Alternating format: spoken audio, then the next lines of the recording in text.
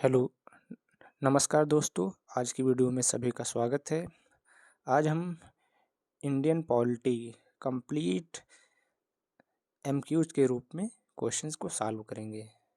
इसमें सभी क्वेश्चंस ज़्यादातर आपके यूपीएसआई जो प्रीवियस एग्जाम में पूछे गए ज़्यादातर वही क्वेश्चन हैं, और भी जो क्वेश्चन हैं वो आपके इंक्लूड किए गए हैं।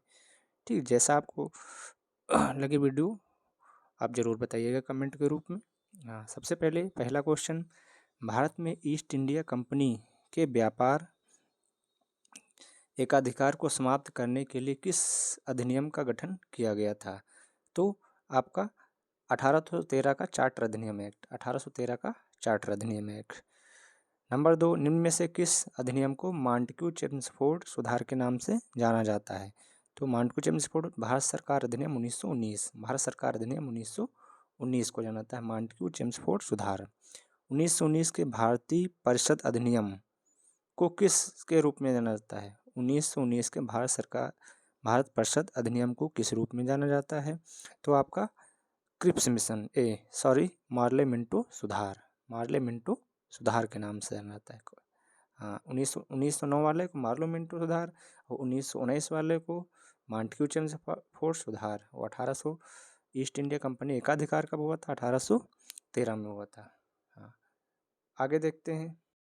1857 के महान विद्रोह के दौरान भारत के गवर्नर जनरल कौन थे? तो 1857 में आपके लॉर्ड कैनिंग थे। कौन थे आपके? लॉर्ड कैनिंग, लॉर्ड कैनिंग थे, लॉर्ड कैनिंग। हाँ, निर्देशक तत्व 1935 के भारत सरकार अधिनियम में उल्लेखित मिलते हैं।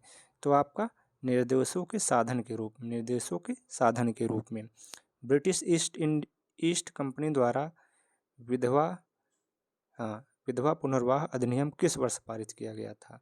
तो आपका 1856 ईस्वी में ब्रिटिश ईस्ट इंडिया कंपनी द्वारा विधवा पुनर्विवाह अधिनियम किस वर्ष पारित किया गया था? तो 1856 में। भारत सरकार अधिनियम 1919 के प्रावधानों के बारे में से कौन सा कथन सही है? हाँ, तो आपका पहली बार विकेंद्रीकरण प्रदान किया गया था। भारत में पहली बार द्विसदनीय विधायक, बहुत इंपॉर्टेंट क्वेश्चन, भारत में पहली बार द्विसदनीय विधानमंडल के रूप में शुरुआत 1900 भारत सरकार अधिनियम 1919 से स्टार्ट हुआ था भारत सरकार। हाँ, अगला क्वेश्चन, 1919 के भारत सरकार अधिनियम के पारित होने के समय राज्य सचिव कौन थे?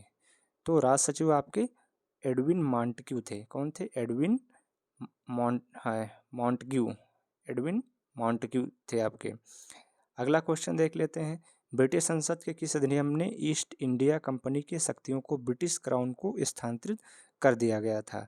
तो आपका 1857 क्रांति हुई थी, उसी के बाद तुम्हारा ये सत्ता जो चली गई थी वहाँ के ब्रिटिश संसद के पास चली गई थी। भारत का पहला वायसराय कौन था? तो आपका लॉर्ड कैनिंग। कौन था? लॉर्ड कैनिंग था भारत का पहला वायसराय।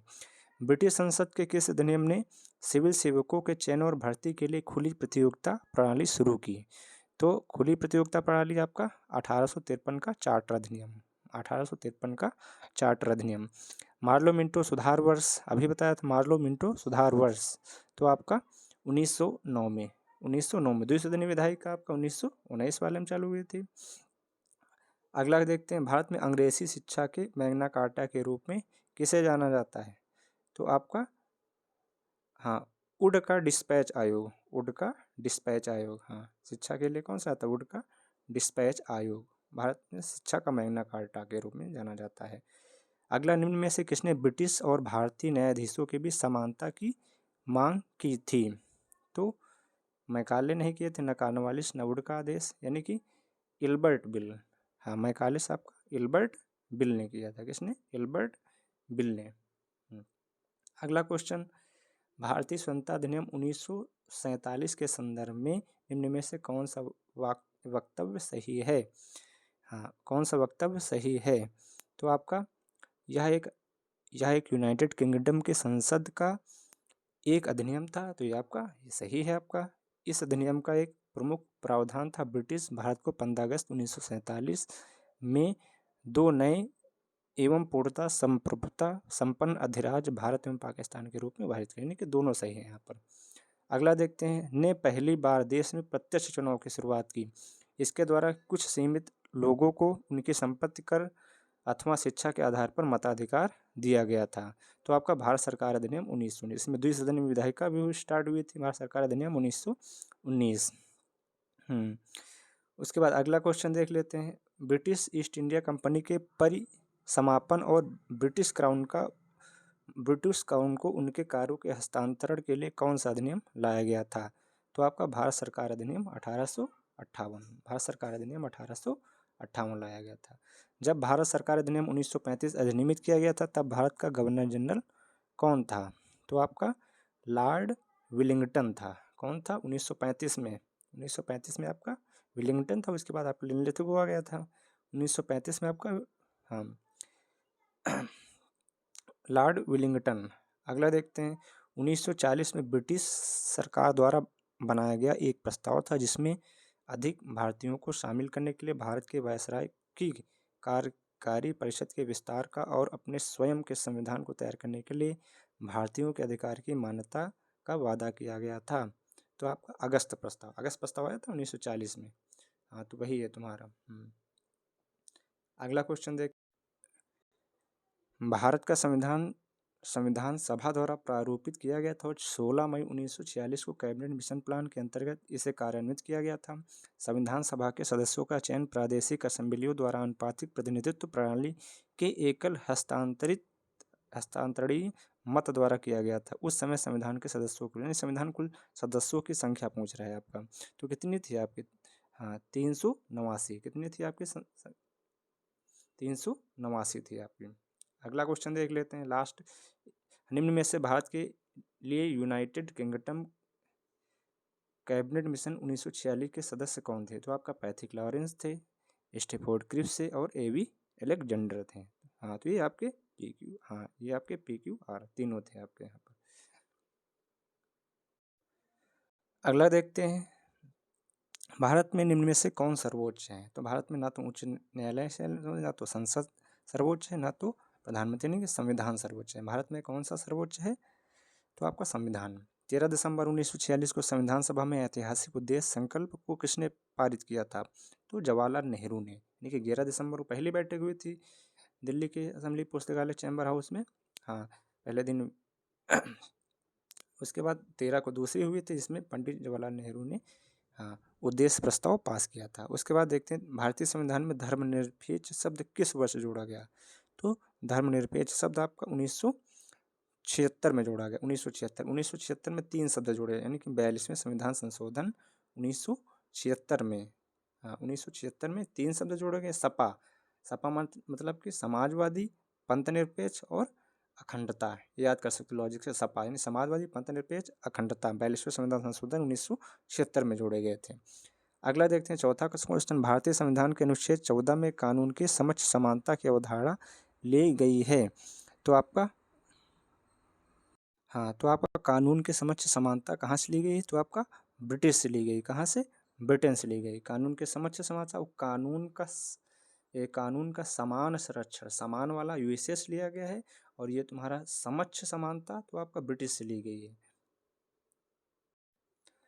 अगला देखते हैं। निम्न में से कौन सी संविधान सभा की एक समिति है जो जवाहरलाल नेहरू की अध्यक्षता में आयोजित नहीं हुई थी? तो आपका, हाँ, तो इसमें संचालन समिति, कौन? संचालन समिति नहीं थी। संघ शक्तियों की समिति थे आपके जवाहरलाल नेहरू, राज्यों की समिति के थे, और संघ संविधान समिति के थे आपके। नई दिल्ली में पहली बार संविधान सभा की बैठक कब हुई थी? तो आपका 9 दिसंबर 1946 को हुई थी। 9 दिसंबर को 1946 दूसरी हुई थी, पहली हुई थी, और दूसरी कब हुई थी? 11 को हुई थी, तीसरी 13 को हुई थी। हाँ, ये हुई थी आपकी। भारत के संविधान, अगला क्वेश्चन देखते हैं। हाँ, भारत के संविधान सभा का विचार पहली बार द्वारा पेश किया गया था। तो आपका संविधान सभा का विचार पहली बार MN राय ने, किसने? MN राय ने पेश किया था। संविधान सभा के संदर्भ में से कौन सा सही है? तो आपका सभा सार्वभौमिक वयस्क मताधिकार के आधार पर निर्वाचित नहीं थी। बिल्कुल सही है आपका। हाँ, और अल्पसंख्यकों के रूप में मुसलमानों और सिखों का विशेष प्रतिनिधित्व मिला था। ये भी सही है, दोनों A और B दोनों सही है। अगला देखें क्वेश्चन। भारतीय संविधान की कौन सी विशेषता जापान के संविधान से ली गई? तो आपका जापान से क्या लिया गया है? विधि द्वारा स्थापित प्रक्रिया। कहाँ से?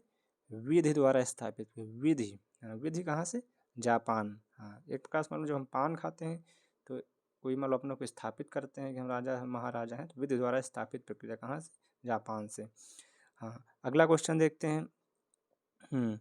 निम्नलिखित नियमों का एक समूह है जिसे किसी देश में रहने वाले सभी लोगों द्वारा स्वीकार किया जाता है। तो आपका संविधान। कौन? संविधान। संविधान लिखित समूह है जिसे सभी उस देश के लोगों द्वारा स्वीकार किया जाता है। भारत का संविधान सरकार की प्रणाली के साथ संप्रभु, समाजवादी, धर्मनिरपेक्ष, लोकतांत्रिक गणराज्य है। हाँ, तो इसमें क्या हो जाएगा आपका? हाँ, संसदीय। भारत का संविधान सरकार की संसदीय प्रणाली के साथ एक संप्रभु, समाजवादी, धर्मनिरपेक्ष, लोकतांत्रिक गणराज्य है। संविधान दिवस कब मनाया जाता है? तो आपका 26 नवंबर, क्योंकि 26 नवंबर को आपका संविधान बन के तैयार हो गया था। इस वजह से संविधान दिवस 26 नवंबर को मनाया जाता है। अगला देखें, निम्न में से कौन सी भारत के संविधान की एक ऐकिक विशेषता नहीं है? तो आपका द्विसदनीय विधायिका, एकीकृत न्याय व्यवस्था, एकल एकल नागरिकता है आपका, राष्ट्रपति द्वारा राज्यपाल की नियुक्ति, द्विसदनीय विधायिका है नहीं है आपका। यानी कि संसद के 3 अंग होते हैं, एक राष्ट्रपति होता है, एक होता है आपका राष्ट्रपति, राज्यसभा और लोकसभा होती है। इनमें से क्या भारतीय संविधान की प्रमुख विशेषताओं में से एक है? तो आपका संघवाद। क्या? संघवाद आपका। इनमें से कौन भारतीय संविधान की संघीय विशेषता नहीं है? तो आपका अखिल भारतीय सेवाएं संघीय विशेषता आपकी नहीं है। संविधान सभा के संदर्भ में निम्नलिखित में से कौन सा कथन सही है? तो आपका संविधान सभा ने जनवरी 1950 में राष्ट्रगान को अपनाया था। ये आपका 24 जनवरी 1950 को राष्ट्रगान अपनाया गया था, तो आपका सही है। संविधान सभा का 10वां सत्र आयोजित किया गया था, तो आपका 6 से 17 अक्टूबर 1949 को 6 से 17 अक्टूबर 1949 को 10वां सत्र अपनाया गया था। हाँ, भारत का संविधान द्वारा हस्तलिखित है, यानी भारत का संविधान किसने लिखा है? तो आपका प्रेम बिहारी नारायण राय ज़्यादा, प्रेम बिहारी नारायण राय ज़्यादा ने लिखा है। संविधान सभा की पहली बैठक कब हुई थी? तो आपकी 1946 में हुई थी। 9 दिसंबर 1946 को संविधान सभा। अगला क्वेश्चन, संविधान सभा के सदस्यों ने को भारत के संविधान पर हस्ताक्षर किए थे, तो आपको कब किए थे आपको? तो आपका 24 जनवरी 1950 को, 24 जनवरी 1950 अंतिम बैठक हुई, इस दिन सब लोगों ने हस्ताक्षर किए थे। भारतीय संविधान तैयार करने के लिए 1946 में सभा का संवैधानिक सलाहकार किसे नियुक्त किया गया था? तो आपका BN राव को नियुक्त किया गया था। निम्न में से कौन भारतीय संविधान के प्रारूपण के लिए जिम्मेदार संविधान सभा का हिस्सा नहीं था? तो आपका महात्मा गांधी नहीं थे, सरदार वल्लभ भाई पटेल थे, पंडित जवाहरलाल नेहरू थे और डॉक्टर भीमराव अम्बेडकर थे, गांधी बापू नहीं थे। स्वतंत्र भारत के पहले स्वास्थ्य मंत्री कौन थे? तो आपका राजकुमारी अमृत कौर, राजकुमारी अमृत कौर आप पहले स्वास्थ्य मंत्री थे आपके। भारतीय संविधान ने एकल नागरिकता और सरकार की संसदीय प्रणाली की विशेषता किस देश से संविधान से ली गई? एकल नागरिकता तो आपका कहाँ से ली गई? UK यानी यूनाइटेड किंगडम से ली गई है। अगला देखते हैं, स्वतंत्रता, समानता और बंधुत्व के सिद्धांतों को किस देश के संविधान से लिया गया? तो ये आपका स्वतंत्रता, समानता, बंधुता, तो ये आपका फ्रांस से लिए गए। कहाँ से लिए गए? फ्रांस से लिए गए हैं। अगला देखते हैं, भारतीय संविधान के में संशोधन की प्रक्रिया, संविधान संशोधन की प्रक्रिया कहाँ से ली गई है? तो आपका दक्षिण अफ्रीका से। कहाँ से? दक्षिण अफ्रीका के संविधान संशोधन की प्रक्रिया कहाँ से ली गई? दक्षिण अफ्रीका से। भारतीय संविधान में अपनाया गया प्रावधान और उस देश की संविधान जिससे वह लिया गया है, वह कौन सा देश सुमेलित नहीं है? कौन सा देश सुमेलित नहीं है? तो आपका कानून के भाषण का विचार तो ब्रिटिश से लिया गया, बिल्कुल सही है। मौलिक अधिकारों का चार्टर तो संयुक्त राज्य अमेरिका का संविधान, ये भी सही है आपका। राज्य के निजी सिद्धांत आयरिश आयरलैंड से लिया गया है। स्वतंत्रता, समानता और बंधुत्व कनाडा से नहीं लिए गए, आपके फ्रांस से लिए गए हैं। समानता, स्वतंत्रता और बंधुत्व कहाँ से लिए गए हैं? आपके फ्रांस से लिए गए हैं। अगला देखते हैं क्वेश्चन, भारतीय संविधान भारतीय संविधान में निम्न में से कौन सी विशेषता को union of Soviet socialist socialist Republic से लिया, यूएसएसआर से कहाँ लिया गया? तो आपका पंचवर्षीय योजनाएं ली गई। क्या ली गई? पंचवर्षीय योजना यूएसएस ली गई। यूएसए ने यूएसएसआर से नहीं, रसिया से। पंचवर्षीय योजना। भारतीय संविधान में अवशिष्ट शक्तियों का विचार, अवशिष्ट शक्तियाँ आपके कहाँ से ली गई? कनाडा से। अवशिष्ट शक्तियाँ कनाडा से ली गई हैं। संविधान सभा ने भारत में संविधान को कब स्वीकार किया था? तो आपका 26 नवंबर 1949 को। 26 नवंबर 1900 स्वीकार किया था, लेकिन लागू कब हुआ था? 26 जनवरी 1950 को लागू किया गया था। हाँ, संविधान सभा की कुल सदस्यता 309 थी, जिसमें से देशी रियासतों के प्रतिनिधि थे। तो आपका 389 थे, इसमें कितने थे आपके? 93 थे। कितने? 93।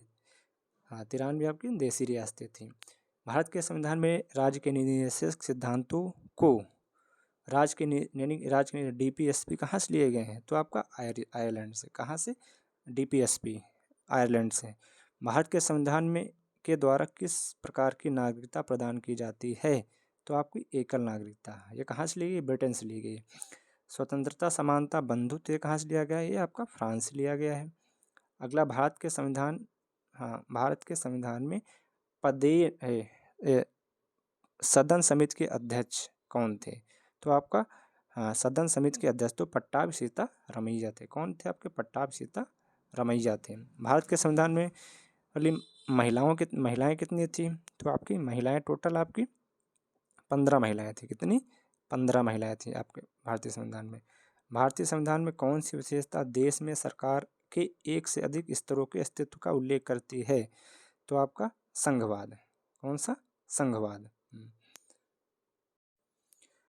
अल्लादी कृष्ण स्वामी अय्यर भारत की संविधान सभा के अध्यक्ष थे। तो आपका साख समिति के। किसके थे? साख समिति के थे आपके। संविधान सभा को भारतीय स्वतंत्रता अधिनियम 1947 की धारा द्वारा मान्यता दी गई है। बहुत इंपॉर्टेंट क्वेश्चन है। तो आपका धारा 8(1) द्वारा इसको मान्यता दी गई है। संविधान सभा का प्रारूप समिति, संविधान सभा के प्रारूप समिति में सदस्य कितने थे?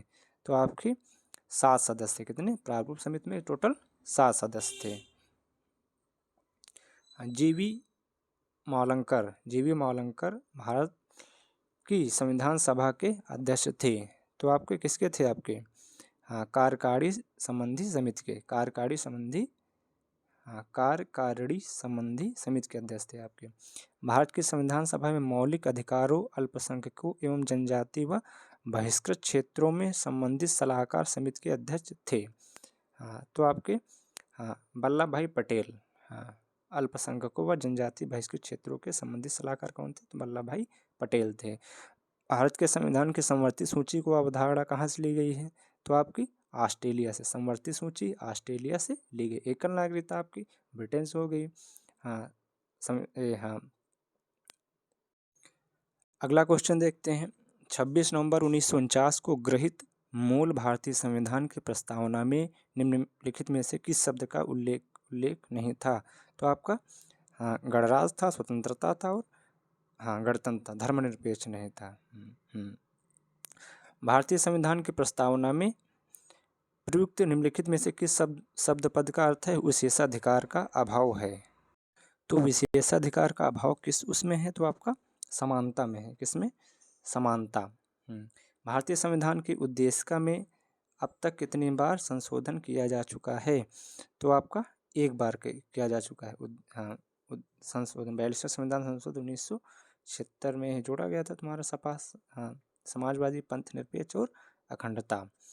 अगला देखते हैं। प्रस्तावना के अनुसार भारतीय संविधान अपना अधिकार से प्राप्त करता है। तो आपका भारत की जनता से प्राप्त करता है। किस प्रख्यात न्यायविद और संविधान विशेषज्ञ ने भारतीय संविधान की प्रस्तावना को संविधान का पहचान पत्र कहा है? तो N.A. पालकीवाला। बहुत इंपॉर्टेंट क्वेश्चन। संविधान का पहचान पत्र, भारतीय संविधान की प्रस्तावना को संविधान का पहचान पत्र किसने कहा है? तो N.A. पालकीवाला ने। अगला देखते हैं। उद्देशिका के मामले में भारत के संविधान का हिस्सा माना गया है। तो केशवानंद भारती बनाम केरल राज्य में माना गया था। अगला क्वेश्चन देख लेते हैं। भारतीय संविधान की उद्देशिका में व्यक्त किए गए न्याय, सामाजिक, आर्थिक और राजनीतिक का आदर्श कहाँ से लिया गया है? तो आपका ये रशियन क्रांति से लिया गया है। कौन सा?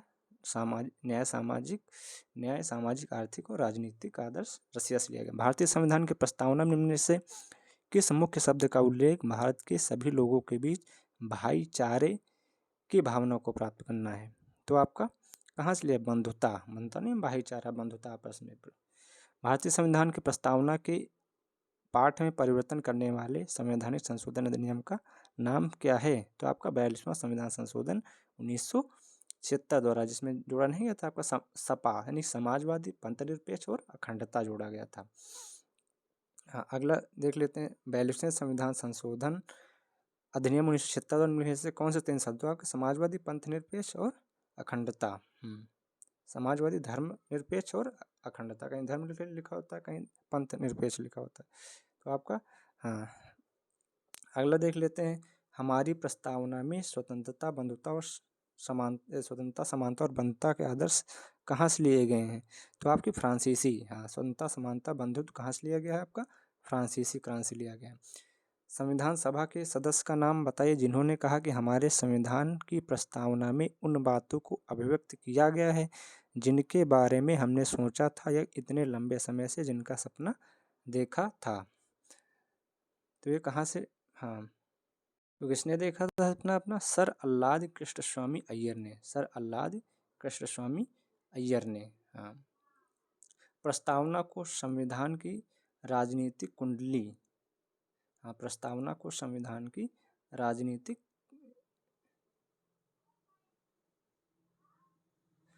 प्रस्तावना को संविधान राजनीतिक कुंडली के रूप में किसने वर्णित किया?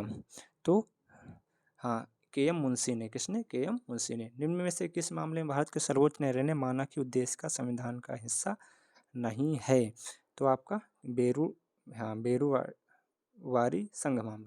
संघ मामला में माना है। प्रस्तावना में समाजवादी, धर्मनिरपेक्ष, अखंडता शब्दों के माध्यम से जोड़ा गया। तो 42वें संविधान संशोधन 1976 में जोड़ा गया है। निम्न में से कौन सा शब्द 26 नवंबर 1946 में गृहीत भारत के मूल संविधान की प्रस्तावना का हिस्सा नहीं है? तो आपका अखंडता। कौन सा? अखंडता नहीं है। निम्न में से कौन सी विशेषता भारतीय संविधान की प्रस्तावना का हिस्सा नहीं है? तो आपका संघवाद। कौन सा? संघवाद नहीं, समानता है, गणतंत्र है और बंधुता है। संविधान सभा द्वारा उद्देश्य संकल्प को सर्वसम्मति से कब स्वीकार किया गया था?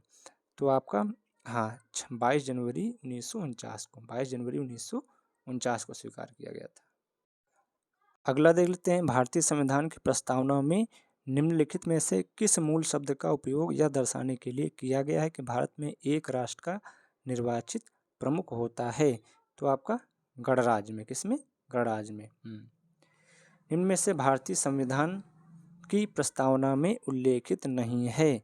तो आपका देखो, गणराज्य है, लोकतांत्रिक है, संप्रभु, साम्यवादी। साम्यवादी कहाँ? भारत की अर्थव्यवस्था। भारतीय संविधान में निम्नलिखित में से कौन सा शब्द उल्लेखित नहीं है? तो आपका समता है, संघ है और पंथनिरपेक्ष है। महासंघ नहीं, ये आपका नहीं हो जाएगा। अगला देख लेते हैं। निम्न में से प्रस्तावना में कौन सा शब्द यह दर्शाता है कि भारत ना तो किसी अन्य राष्ट्र के अधीन है और ना ही उपनिवेशवाद और है, बल्कि एक स्वतंत्र राष्ट्र है? तो आपका संप्रभु। संप्रभु मतलब कि बिल्कुल स्वतंत्र भारत, ना किसी के अधीन है, संप्रभु। समाजवादी शब्द पद किस वर्ष में भारतीय संविधान में जोड़ा गया? तो आपका 1976 में। 42वें संविधान संशोधन 1976 में जोड़ा गया। भारतीय संविधान की प्रस्तावना में न्याय की अवधारणा को कहाँ से लिया गया है? तो न्याय की अवधारणा आपका रूसी क्रांति से लिया गया। कहाँ से लिया गया है? रूसी क्रांति से लिया गया है। किस शब्द में समाजवाद, धर्मनिरपेक्ष और अखंडता? तो आपका 42वें संविधान संशोधन 1976 में जोड़े गए थे। 42वें संविधान संशोधन 1976 में जोड़े गए। 1973 के किस मामले में सुप्रीम कोर्ट ने पहले फैसले को दुरुस्त किया और कहा कि प्रस्तावना संविधान का हिस्सा है? तो आपका केशवानंद भारती बनाम केरल राज्य। 1973। अगला देख लेते हैं। के.एम. मुंशी द्वारा निम्नलिखित में से किसे हमारे संप्रभु लोकतांत्रिक गणराज्य की कुंडली के रूप में माना है। तो आपको उद्देशिका को माना, के.एम. मुंशी ने उद्देशिका को माना है गणराज्य की कुंडली। हाँ, निम्न में से किसे उद्देश्य प्रस्ताव पेश किया जिसको बाद में भारत के संविधान की प्रस्तावना के रूप में ग्रहण कर लिया गया था। ये किसने? आपका पंडित जवाहरलाल नेहरू ने। यह था आपका 13 दिसंबर 1946 को उद्देश्य प्रस्ताव पारित किया था। अगला देखते हैं, उत्तर प्रदेश में अधिनियम निम्नलिखित में से किस वर्ष अधिनियमित किया गया था? उत्तर प्रदेश पुनर्गठन अधिनियम तो आपका 2000 में। कब किया गया था? 2000 में। निम्न में से कौन सा विकल्प देश का सबसे छोटा लोकसभा निर्वाचन क्षेत्र है? निर्वाचकों की संख्या के संदर्भ में सबसे छोटा कौन सा? लक्षद्वीप है। कौन सा? लक्षद्वीप। भारतीय संघ में किसी राज्य को सम्मिलित करने का अधिकार किसे प्राप्त है? तो आपको संसद को। कौन सा? संसद को प्राप्त है। किसी भी राज्य को सम्मिलित करने का अधिकार संसद को प्राप्त है। अन्य रजवाड़ों के भारत में विलय के बाद भी किन्हीं 3 राज्यों ने भारत में शामिल होना विलंबित किया गया था? तो आपका कौन कौन थे? आपके जूनागढ़ थे, हैदराबाद और जम्मू कश्मीर। जूनागढ़, हैदराबाद और जम्मू कश्मीर। जम्मू कश्मीर विलय पत्र द्वारा हो गया था। अगला देख लें, हैदराबाद सैनिक कार्रवाई, जूनागढ़ आपका। अगला देख लेते हैं, 500 से अधिक रजवाड़ों देसी रियासतों के भारत में विलय के लिए कौन उत्तरदायी था? तो आपका कौन था? डॉक्टर वल्लभ भाई पटेल, जिसे कहते हैं आयरन मैन ऑफ इंडिया। इन्होंने बहुत अच्छी भूमिका निभाई थी सभी को भारत के पक्ष में लाने के लिए, सभी रजवाड़ों को भारत में मिलाने के लिए। केवल 3 बची थी, जूनागढ़, हैदराबाद और जम्मू कश्मीर। आंध्र प्रदेश एक भाषाई राज्य के रूप में कब था? तो आपको आंध्र प्रदेश कब बना था? तो आपका 1953 में बना था। 1953 में बना था। किसी राज्य के नाम के परिवर्तन करने का अधिकार निम्नलिखित में से किसको प्राप्त है? तो आपका संसद को प्राप्त है। किसको? संसद को प्राप्त है। राज्य के पुनर्गठन संबंधी विधेयक को संसद के प्रस्तुत करने से पूर्व किसकी सहमति प्राप्त करना आवश्यक होता है? तो आपका राष्ट्रपति को। किसकी प्राप्त करना? तो किसकी सहमति प्राप्त करना आवश्यक होता है? तो आपके राष्ट्रपति की। भारत में कितने राज्य और कितने संघ शासित प्रदेश हैं?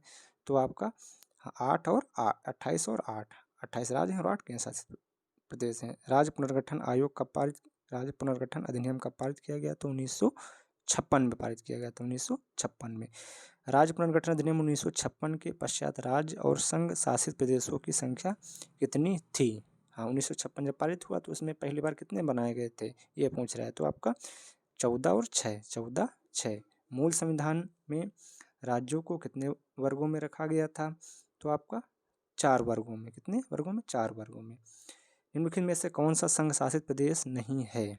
कौन सा संघ शासित प्रदेश नहीं है? तो आपका अरुणाचल प्रदेश का। अरुणाचल प्रदेश तो आपका ऐसे सिंपल प्रदेश है, केंद्र शासित प्रदेश नहीं है। इनमें से कौन सा भारत का एक केंद्र शासित प्रदेश नहीं है? केंद्र शासित प्रदेश नहीं है तो आपका त्रिपुरा। झारखंड का गठन कब हुआ था? झारखंड का आपका 15 नवंबर 2000। 15 नवंबर 2000 को हुआ था आपका झारखंड। सिक्किम भारत का 22वां राज्य कब बना था? सिक्किम भारत का 22वां राज्य कब बना था? तो आपका 36वें संविधान संशोधन द्वारा।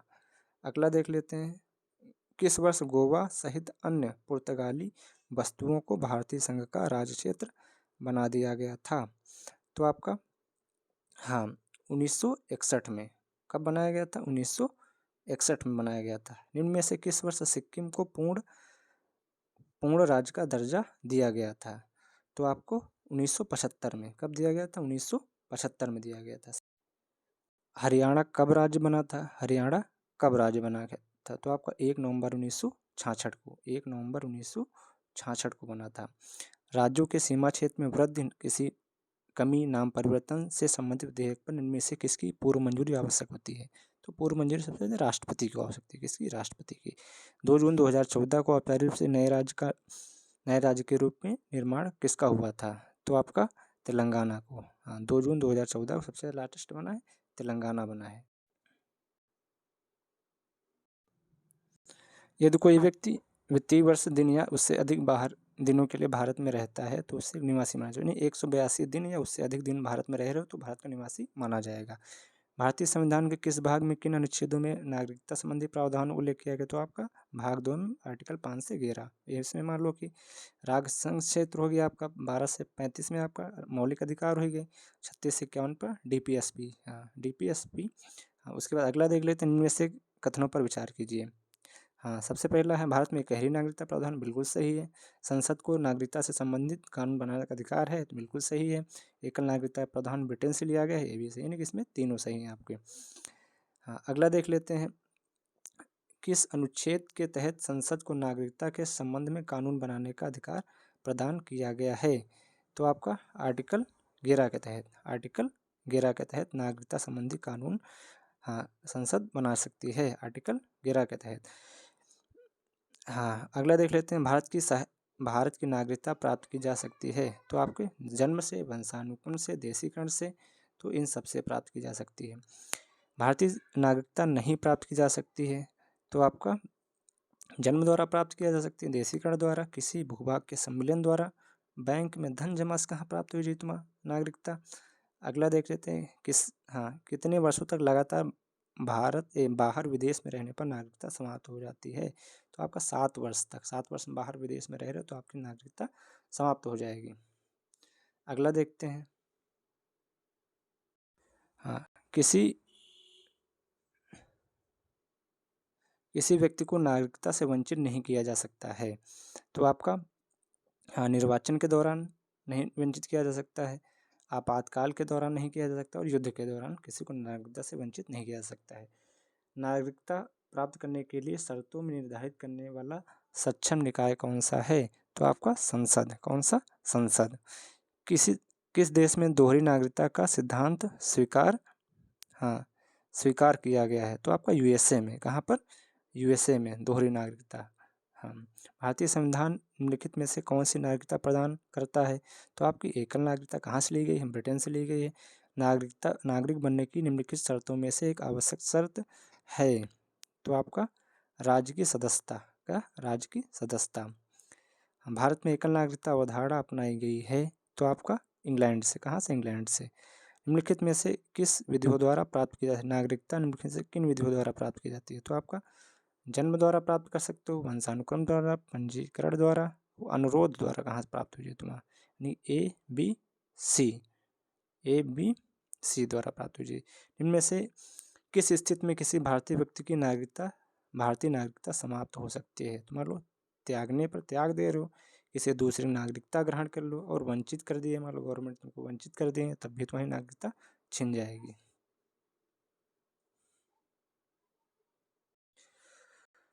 ऐसे सभी व्यक्ति जिन्होंने, हाँ, या इसके पश्चात भारत में जन्म लिया हो तो उन्हें जन्मजात भारतीय नागरिक माना जाएगा। तो आपका 26 जनवरी 1950 को भारत आज़ाद हुआ था, उसके बाद यदि भारत में जन्म हुआ है किसी का तो भारत का नागरिक माना जाएगा।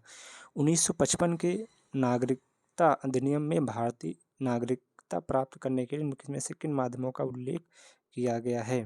तो आपका, हाँ, तो आपका कौन सा? पहला आपका है वंश के आधार पर सही है, देशीकरण द्वारा, जन्म से और पंजीकरण द्वारा। इन तीनों द्वारा हम चारों द्वारा नागरिकता प्राप्त कर सकते हैं।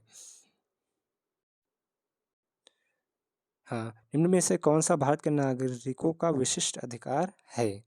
तो आपका भारत में निर्वाचन के मताधिकार का प्रयोग सही है। भारत में राष्ट्रपति के रूप में निर्वाचित होना, हाँ, ये भी सही है। मानो राष्ट्रपति में तुम्हारे केवल समर्थक होने चाहिए बस, और सार्वजनिक रोजगार में समानता है, तो ये भी सही है आपका, तीनों सही है। संसद द्वारा पारित किस अधिनियम में नागरिकता के अर्जन व समाप्ति के प्रावधान है? तो आपका भारत सरकार अधिनियम 1955 में नागरिकता के अर्जन व समाप्ति के प्रावधान दिए गए हैं। अगला दे लेते हैं, मौलिक अधिकारों के उल्लेख भारतीय संविधान के किस भाग में? मौलिक अधिकार आपके किस भाग में है? तो आपका भाग 3 में, आर्टिकल 12 से 35 तक।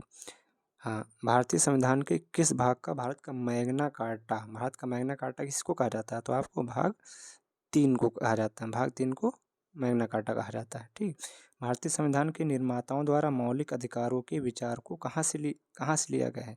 तो आपका मौलिक अधिकार आपके संयुक्त राज्य अमेरिका से लिए गए हैं। मौलिक अधिकार आपके अमेरिका से लिए गए हैं। अगला क्वेश्चन, निम्न में से कौन सा अनुच्छेद यह घोषित करता है कि सभी कानून जो किसी मौलिक अधिकार के साथ असंगत हों या उनका अल्पीकरण करते हो तो असंवैधानिक शून्य हो जाएंगे? तो आपका अनुच्छेद 13। कौन सा अनुच्छेद? मतलब कोई भी कानून ऐसा आता है जो मौलिक अधिकारों का हनन करता है तो वो जो कानून आएगा वो स्वतः ही समाप्त हो जाएगा, आर्टिकल 13 के तहत। हाँ, भारतीय संविधान 1914 में कानून के समक्ष समानता की अवधारणा कहाँ से ली गई? कानून के समक्ष समानता तो आप कहाँ से ली गई? ब्रिटिश से। कहाँ से ली गई? ब्रिटेन से। कानून के समक्ष समानता और कानून का समान संरक्षण कौन सा है? का आपका कानून का समान संरक्षण, समान वाला कहाँ से लिया गया? अमेरिका से। कहाँ से? अमेरिका से। सामान आता जाता नहीं, बहुत ज़्यादा लंबे इसमें ट्रेड वगैरह चल रहा है, तो सामान वाला कानून का समान संरक्षण ये अमेरिका से लिया गया और कानून के समक्ष तो आपका ब्रिटेन से लिया गया है। अगला देखते हैं, भारतीय संविधान के अनुच्छेद 14। हाँ, अनुच्छेद 14 के कानूनों के समान संरक्षण की अवधारणा ये कहाँ समान संरक्षण कहाँ से लिया गया है? तो आपका अमेरिका से लिया गया है। कहाँ से? अमेरिका से लिया गया है। अगला देखते हैं, भारतीय संविधान में से किस अनुच्छेद में कानून का शासन, तो आपका कानून का शासन है अनुच्छेद 14। कहाँ से लिया गया? अनुच्छेद 14 कानून। अगला देखते हैं, भारतीय संविधान के किस अनुच्छेद में उल्लेखित है कि भारतीय क्षेत्र के अंतर्गत किसी भी व्यक्ति को विधि के समक्ष समानता या विधि के समान संरक्षण से वंचित नहीं करेगा? तो आपका आर्टिकल 14 विधि के समक्ष समानता, विधि का समान संरक्षण, विधि का समान संरक्षण यूएसए से लिया गया है। विधि के समक्ष वाला आपका ब्रिटेन से लिया गया है। भारत के संविधान का कौन सा अनुच्छेद राज्य को बच्चों के लिए विशेष प्रावधान करने का अधिकार देता है? तो आपका अनुच्छेद 15। हाँ, राज्य बच्चों के विशेष प्रावधान करने का अधिकार देता है, अनुच्छेद 15। अगला देखते हैं, भारतीय संविधान कौन सा अनुच्छेद महिलाओं के भेदभाव के विरुद्ध संरक्षण, महिलाओं के भेदभाव के विरुद्ध संरक्षण आपका तो अनुच्छेद 15 का 3। अनुच्छेद 15 का 3।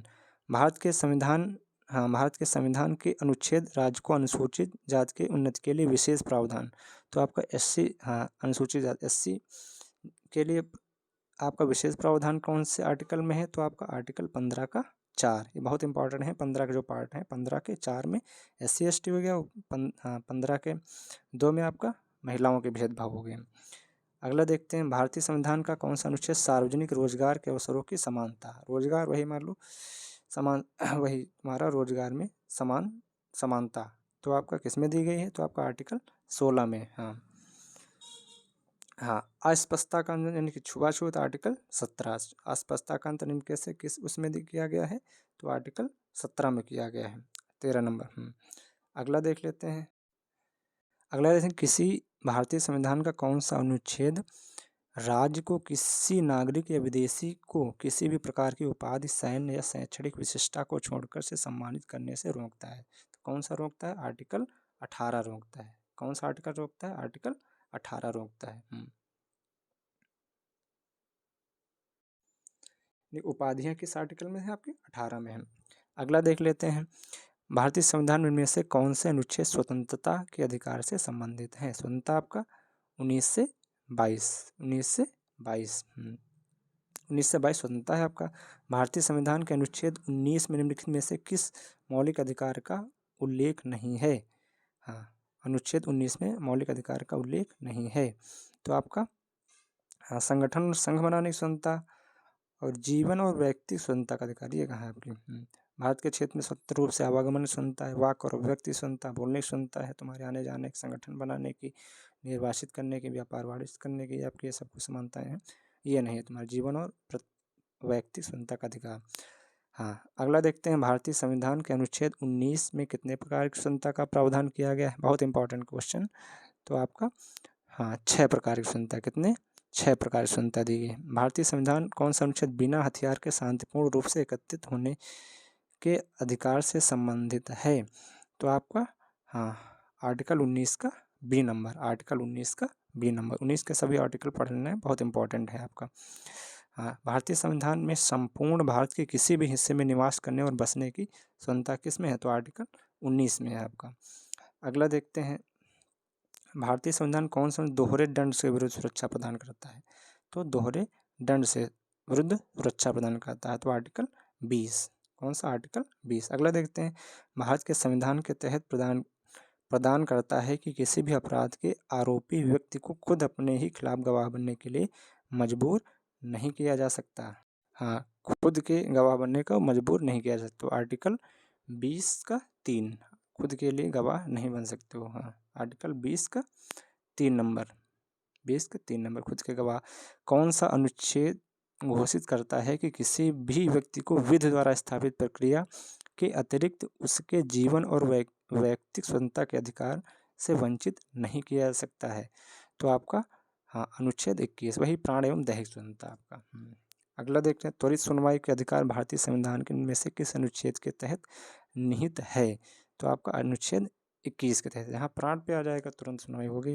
भारत में दायर की गई सबसे अधिक जनहित याचिकाएं भारतीय संविधान के किस अनुच्छेद से संबंधित हैं? तो आपका आर्टिकल 21, प्राण एवं दैहिक स्वतंत्रता। भारत के संविधान निम्नलिखित में से किस अनुच्छेद के उपयोग से पर्यावरणीय मुद्दों में संबंधित जनहित याचिका दायर की जा सकती है? तो आपका अनुच्छेद 21। हाँ, के मामले में उच्चतम न्यायालय ने कार्यस्थल पर हाँ यौन उत्पीड़न को रोकने के लिए दिशा निर्देश जारी किए हैं। हाँ, तो आपका कौन सा मामला था इसमें? हाँ, तो आपका विशाखा और अन्य बनाम राजस्थान राज्य, विशाखा और अन्य बनाम राजस्थान, इसमें यौन कार्यस्थल पर यौन उत्पीड़न को रोकने के लिए दिशा निर्देश जारी किए गए हैं। न्यायमूर्ति के.एस. पुट्टास्वामी सेवानिवृत्त बनाम भारत संघ का मामला किससे संबंधित है? तो आपका हाँ, व्यक्तियों की निजता का अधिकार। कहाँ से? व्यक्तियों की निजता के अधिकार से संबंधित है। अगला देख लेते हैं, भारतीय संविधान के तहत 6 से 14 वर्ष के आयु के सभी बच्चों को निःशुल्क और अनिवार्य शिक्षा का अधिकार देता है। तो आर्टिकल 21। हाँ, कौन सा था? आर्टिकल 21A, सॉरी, हाँ, आर्टिकल 21A। 6 से 14 वर्ष को बच्चों को निःशुल्क शिक्षा, कौन सा? आर्टिकल 21A आपका देता है। 6 से 14 वर्ष की आयु के बच्चों को निःशुल्क और अनिवार्य शिक्षा के मौलिक अधिकार को भारत के संविधान में वर्ष प्रस्तावित किया गया था, तो 2002 में। कब किया गया था? 2002 में किया गया था। वह योजना जिसके तहत एक निवारक निरोध कानून के अधिनियमित किया गया था, भारतीय संविधान के तहत निर्धारित की गई है। तो आपका अनुच्छेद 22 के तहत, अनुच्छेद 22 के तहत। भारतीय संविधान के अनुच्छेद के बालाश्रम दास्ता का, नहीं, दो आपके दास प्रथा चली आ रही थी बच्चों के लिए, बालाश्रम दास्ता का प्रतिषेध परिकल्पित करती है। तो आपका सी नंबर, हाँ, दास्ता आपका आर्टिकल 23, आर्टिकल 23। भारतीय संविधान कौन सा अनुच्छेद बेगार मधुआदार मतलब किसी को 2 घंटे के लिए पकड़ लिए और काम करा छोड़ दिए, तो ये किस आर्टिकल में? आपका आर्टिकल 23, आर्टिकल 23 में आ जाएगा। आर्टिकल 23 बेगार या फिर बालाश्रम, आर्टिकल 23 में। भारतीय संविधान कौन सा अनुच्छेद किसी भी कारखानों, खदान या अन्य संकटपूर्ण गतिविधि में 14 वर्ष से कम आयु के बच्चों के रोजगार पर प्रतिबंध लगाता है? तो इस किस में लगाता है? हाँ, 14 वर्ष से कम आयु के बच्चों, आर्टिकल 24, आर्टिकल 24। 23 में बालाश्रम है, बेगार या बंधुआ मजदूरी हुई है। 24 में आपका क्या है तुम्हारा? 14 वर्ष के कम आयु के बच्चों को रोजगार पर प्रतिबंध है। फैक्ट्री वगैरह आपने देखा हो, इसमें लिखा होता है डेंजर, 14 वर्ष से कम बच्चों को इस फैक्ट्री में काम करना मना है आपका। अगला देखते हैं, भारतीय संविधान में अनुसार कारखाने में रोजगार के लिए बच्चे की न्यूनतम आयु कितनी होनी चाहिए? तो आपकी 14 से हाँ 14 से ऊपर होनी चाहिए। हाँ, 14 से ऊपर होनी चाहिए, ठीक है। भारतीय संविधान में से अनुच्छेद में से कौन सा अनुच्छेद अंतःकरण की स्वतंत्रता करता है? अंतःकरण की, हाँ, अंतःकरण की स्वतंत्रता आर्टिकल 35 में। किस में? आर्टिकल 35 में। अंतःकरण मतलब हम किसी भी धर्म को मान सकते हैं, कोई आपको जोर जबरदस्ती नहीं कर सकता है। भारतीय संविधान के अनुच्छेद 26 द्वारा निम्नलिखित में से कौन से अधिकार की गारंटी दी जाती है? तो आपकी धार्मिक स्वतंत्रता का अधिकार। कौन सा? धार्मिक स्वतंत्रता की अधिकार। हाँ, उसके बाद भारतीय संविधान के निम्नलिखित में से किस अनुच्छेदों के तहत सांस्कृतिक और शैक्षिक अधिकार प्रदान किए गए? तो आपका अनुच्छेद 29 और 30 में, आर्टिकल 29 और 30 में। हाँ देखो, 36 में, 36 का सी होगा, धार्मिक और धर्मार्थ उद्देश्यों के लिए संस्थानों की स्थापना और रखरखाव करने का अधिकार। आर्टिकल 26 अंतः 25 में, यानी कि हाँ, आर्टिकल 26 के द्वारा धार्मिक और धर्मार्थ उद्देश्यों के लिए संस्थानों की स्थापना और रखरखाव करने का अधिकार। हाँ, भारतीय संविधान उनमें से किस अनुच्छेदों के तहत सांस्कृतिक और शैक्षिक अधिकार प्रदान किए गए हैं? तो आपका ये आपका अनुच्छेद 29-30। भारतीय संविधान का कौन सा अनुच्छेद अल्पसंख्यकों को शैक्षिक संस्थानों की स्थापना और प्रशासन, तो अल्पसंख्यकों के लिए कौन सा आर्टिकल 30 दिया गया है। इनमें से किस संविधान संशोधन अधिनियम ने भारतीय संविधान के भाग 3 से संपत्ति के अधिकार को निश्चित कर दिया गया है? संपत्ति के अधिकार को निश्चित किया, यानी 300A में चला गया है आपका संपत्ति अधिकार। तो आपका 44वां संविधान संशोधन 1978, 44वां संविधान संशोधन 1978। भारत के संविधान में कौन सा अनुच्छेद व्यक्तिगत संपत्ति के लिए सुरक्षा प्रदान करता है? व्यक्तिगत संपत्ति के लिए सुरक्षा, तो आपका अनुच्छेद 300 चला नहीं, 44वां संविधान संशोधन 1978 द्वारा। अगला देख लेते हैं, भारतीय संविधान में कौन सा अनुच्छेद संवैधानिक उपचारों का अधिकार, तो आर्टिकल 32 संवैधानिक उपचारों का अधिकार देता है आपका। इनमें से किसे बंदी प्रत्यक्षीकरण हैबियस कॉर्पस याचिका जारी करने का अधिकार है? तो आपको हैबियस कॉर्पस आपका उच्च न्यायालय जारी कर सकता है। कौन सा? उच्च न्यायालय जारी कर सकता है। किसी व्यक्ति भारत के संविधान के तहत उच्चतम न्यायालय में जनहित याचिका, तो आर्टिकल 32 के तहत उच्चतम न्यायालय में जारी करते हैं, और आर्टिकल 126 के तहत हम हाईकोर्ट में जारी कर सकते हैं। अगला देख लेते हैं, हैबियस कॉर्पस याचिका का शाब्दिक अर्थ होता है। तो हैबियस कॉर्पस, इसका इंग्लिश में भी सब याद कर लेना और हिंदी में भी, दोनों में पूछा जाता है। तो हैबियस कॉर्पस आप किसी को सशरीर प्रस्तुत करना, किसी को सशरीर प्रस्तुत करना। अगला देख लेते हैं, हाँ, निम्न में से कौन सा अनुच्छेद संसद को सशस्त्र बलों, पैरा सैन्य बलों और पुलिस बलों के सदस्यों के मौलिक अधिकारों को प्रतिबंधित या निरस्त करने का अधिकार देता है? तो आपका अनुच्छेद 33। कौन सा देता है? अनुच्छेद 33। हाँ, इनमें से कौन सा अनुच्छेद भारत में एक मौलिक अधिकार नहीं है? तो आपका बेरोजगारी के मामले में सार्वजनिक सहायता का अधिकार। हाँ, कौन सा मौलिक अधिकार नहीं? कानून के समक्ष समानता का अधिकार है, सहकारी समितियों का गठन का अधिकार, शिक्षा का अधिकार, ये मौलिक अधिकार है, लेकिन ये नहीं है आपका।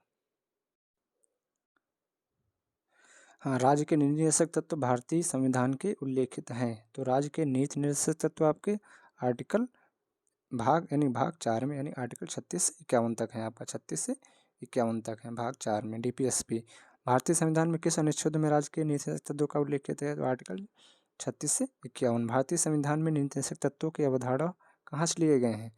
नीति निर्देशक तत्व DPSP, तो आपका हाँ, आयरलैंड से। कहाँ से लिए गए? आयरलैंड से लिए गए। भारतीय संविधान निम्नलिखित में से किस भाग को डॉक्टर BR अम्बेडकर द्वारा भारतीय संविधान की अनूठी विशेषताओं के रूप में वर्णित किया है?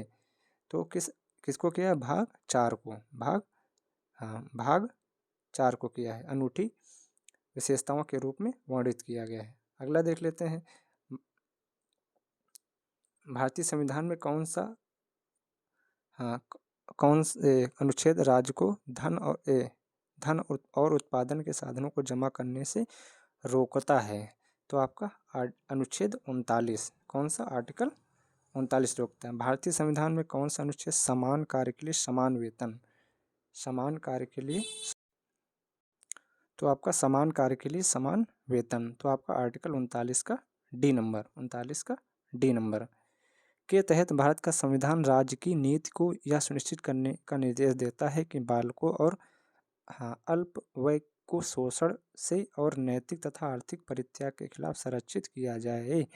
तो आपका आर्टिकल 39 का F, आर्टिकल 39 का F। हाँ, भारतीय संविधान में निम्नलिखित में से कौन सा अनुच्छेद राज्य को समान न्याय को बढ़ावा देने, गरीबों को निःशुल्क कानूनी सहायता, ये बहुत पूछा जाता है। 8 का 39 का A नंबर। हाँ, वही निःशुल्क कानूनी सहायता, तो आर्टिकल 39A के तहत दिया जाता है। भारतीय संविधान में कौन सा अनुच्छेद राज्य को मातृत्व राहत, तो आर्टिकल 42, जो आपका मातृत्व राहत मतलब जो आपका डिलीवरी वगैरह नहीं होती गवर्नमेंट सरकारी में होती है, तो आर्टिकल 42 के तहत गवर्नमेंट देती है DPSP। भारतीय संविधान में कौन सा अनुच्छेद राज्य को ग्रामीण क्षेत्र में कुटीर उद्योगों को बढ़ावा देने के लिए निर्देशित करता है? तो आर्टिकल 43, आर्टिकल 43 देता है आपका। अगला देख लेते हैं, भारतीय संविधान में कौन सा भारतीय संविधान में कौन सा अनुच्छेद सरकार को पूरे देश में सभी नागरिकों के लिए समान नागरिक संहिता को लागू करने का निर्देश करता है? तो समान यूसीसी आपका आपका आर्टिकल 44 में, काहे में? आर्टिकल 44 में होता है आपका। 6 वर्ष से कम आयु वाले बच्चों को के लिए प्रारंभिक बचपन की देखभाल और शिक्षा का प्रावधान, हाँ, किस आर्टिकल में है? तो आर्टिकल 45 में किया गया है। 6 वर्ष से कम आयु, भारत के संविधान के अकॉर्डिंग, हाँ, अनुच्छेद 45 के अनुसार प्रारंभिक बाल्यावस्था देखभाल और शिक्षा, early childhood care and education, सभी बच्चों को कब तक शिक्षा दी सकती है? तो आपका 6 वर्ष तक, 0 से 6 वर्ष तक। हाँ, 13 का सी नंबर। हाँ, 14, भारतीय संविधान के में से कौन सा अनुच्छेद राष्ट्र को अपने लोगों के पोषण के स्तर, हाँ, पोषण के स्तर को और जीवन स्तर को बढ़ाने का निर्देशित करता है? तो आपका आर्टिकल 47, आर्टिकल 47, पोषाहार स्तर, आर्टिकल 47। भारत के संविधान में निम्नलिखित से कौन सा अनुच्छेद राज्य को आधुनिक और वैज्ञानिक पद्धति द्वारा कृषि और पशुपालन व्यवस्थित करने को निर्देशित करता है? पशुपालन आपका इसमें किया जाता है, तो आपका आर्टिकल 48 में, आर्टिकल 48 में पशुपालन, आर्टिकल 48 में। अगला देखते हैं, भारतीय संविधान में निम्नलिखित में अनुच्छेदों में से कौन सा राज्यों को गायों को वध करने पर रोक लगाने का जारी करता है? हाँ, यानी गौ हत्या प्रतिबंधित हुई किस आर्टिकल के तहत हुई है? हाँ, गौ हत्या, हाँ, गौ हत्या आपका आर्टिकल 48, गौ हत्या आपका आर्टिकल 48। भारतीय संविधान में कौन सा अनुच्छेद राज्य को पर्यावरण के संरक्षण, हाँ, तो पर्यावरण संरक्षण आपका, पर्यावरण संरक्षण, तो आपका पर्यावरण संरक्षण आपका 48A, पर्यावरण आपका 48A। भारतीय संविधान में निम्नलिखित अनुच्छेदों में से कौन सा अनुच्छेद राज्य को राष्ट्रीय महत्व के स्मारकों, स्मारकों की सुरक्षा, स्मारकों की सुरक्षा आपका आर्टिकल, हाँ, आर्टिकल 49, आर्टिकल 49 के तहत होती है। अगला देख लेते हैं, हाँ, स्मारक आपका आर्टिकल 49 तक सुरक्षा होती है राष्ट्रीय स्मारकों के। अगला देख लेते हैं, भारतीय संविधान का निम्नलिखित में से कौन सा अनुच्छेद राष्ट्र को सार्वजनिक सेवाओं की कार्यपालिका और न्यायपालिका पृथक्करण, यानी कार्यपालिका और न्यायपालिका पृथक्करण किस आर्टिकल के तहत होता है? तो आर्टिकल 50 के तहत होता है। भारतीय संविधान में कौन सा अनुच्छेद राष्ट्र को अंतर्राष्ट्रीय शांति, अंतर्राष्ट्रीय शांति, तो आर्टिकल 51 में, आर्टिकल 51 में से कौन सा भारतीय संविधान के तहत भाग 4 के अंतर्गत नहीं आता है? भाग 4 के अंतर्गत नहीं आता है, तो आपका देखो, अंतर्राष्ट्रीय शांति को बढ़ावा देना आता है, मातृत्व राहत प्रदान करना, बचपन की देखभाल करना 0 से 6 वर्ष तक, हिंदी भाषा को, ये नहीं आता है तुम्हारे, हिंदी भाषा को बढ़ावा देना। अगला देख लेते हैं, 2002 में भारतीय संविधान में किस संवैधानिक संशोधन अधिनियम के द्वारा एक नया मौलिक कर्तव्य जोड़ा गया था? तो आपका 86वां संविधान संशोधन 2002 में कौन सा? 0 से 6 वर्ष तक आपका लोगों को शिक्षा का अधिकार, आर्टिकल 45 में, 6 से 14 वर्ष को आपका, 6 से 14 वर्ष के लिए, और आर्टिकल 21 में जोड़ा गया था। अगला देख लेते हैं, भारतीय संविधान में भाग 4 किससे संबंधित है? तो भाग 4 आपका मौलिक कर्तव्य हैं, कहाँ से लिए गए हैं? रूसिया से लिए गए हैं। मौलिक कर्तव्य जोड़े कब गए थे? हाँ, 42वें संविधान संशोधन 1976 में मौलिक कर्तव्य, 1976 को क्या कहा जाता है? 42वें संविधान, इसको मिनी, हाँ, मिनी लघु संविधान कहा जाता है इसको। हाँ, निम्नलिखित में से कौन सा भारत के मूल हाँ, मूल संविधान का हिस्सा नहीं था? तो आपका 5वीं अनुसूची थी, 5वीं अनुसूची, ठीक, मौलिक अधिकार भी थे। मौलिक कर्तव्य कहाँ थे? तो 42वें संविधान संशोधन 1976 में जोड़े गए हैं मौलिक कर्तव्य। भारतीय संविधान के 10 मौलिक कर्तव्यों को इनमें से किस वर्ष जोड़ा गया? तो आपका 1976 में जोड़ा गया था। कब जोड़ा गया था? 1900। अगला देख लेते हैं, भारतीय संविधान में कितने मौलिक कर्तव्य हैं? भारतीय संविधान में कितने मौलिक कर्तव्य हैं? तो टोटल आपके 11 मौलिक कर्तव्य हैं। मौलिक कर्तव्यों को भारतीय संविधान में लिखित में से किस संवैधानिक संशोधन अधिनियम के हिस्से के रूप में जोड़ा गया था? तो आपका 42वां संविधान 1976 द्वारा। भारतीय संविधान में 10 मौलिक कर्तव्यों के समावेशन के समय भारत के प्रधानमंत्री कौन थे? तो आपकी इंदिरा गांधी थे। 1976 में जोड़े, उस समय इंदिरा गांधी थे। भारतीय संविधान में मौलिक कर्तव्यों के समावेशन के समय केंद्रीय विधि और न्याय मंत्री कौन थे? केंद्रीय विधि और, तो आपका HR गोखले। कौन? HR गोखले थे, HR गोखले। PM आपके इंदिरा गांधी थे आप 1976 में। भारतीय संविधान के अनुच्छेदों में से कौन से अनुच्छेद मौलिक कर्तव्यों से संबंधित हैं? तो आपका 51A में जोड़े गए थे मौलिक कर्तव्य, आपका 51A।